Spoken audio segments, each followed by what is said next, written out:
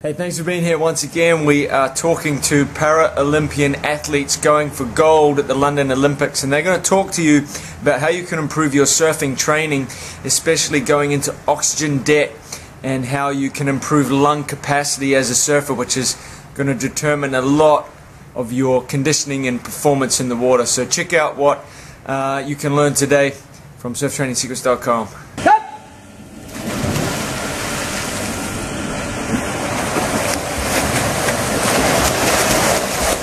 That's it, oxygen I want to talk to you about. Oxygen? Or yes. Air in the lungs. Air in the lungs. So what happens is if you go too long underwater, you get into oxygen debt, and that essentially will just break you down, kill you, and you'll have nothing towards the end of the race. So you got to watch out. That's why you train, so you can find a balance between oxygen debt and not being into oxygen debt and being able to finish the race strong.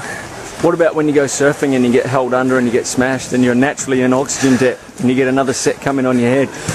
That's where adrenaline kicks in, usually. You find either the bottom or whatever, and you just kick up. Kick up, get more oxygen, and obviously the fitter you are, the better you're going to be.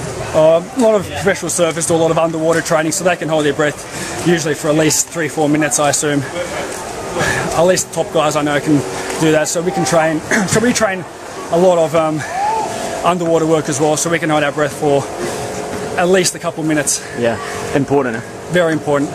Very important. Well, swimming's holding your breath for the majority of the time, so.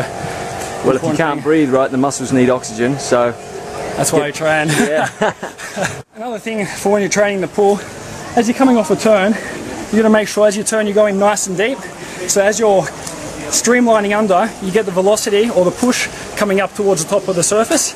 Because if it's a shallow pool like this one, what happens is because it's only about 1 meter deep, you do a straight turn, and as soon as you turn off the wall, you're pushing off, and the body wants to automatically start rising because of the air in your lungs. And once you start kicking, and you've only got, let's say, maybe 40 centimeters, all the kicking that you're doing, all that energy gets dispersed over the top of the water. Which is why it's so important you go relatively deep, of course, not too deep, and then work your way up so your legs are underwater, you're not losing any power. So when you go to hit the wall, you don't want to go in straight, come out straight. You almost want to go in straight, come out deeper and on a decline. That's right. Yeah. And then kick your way back up to the surface. Because if you're too close to the surface, you start kicking, wasting energy, all your forward momentum gets dispersed over the top of the water. Yeah.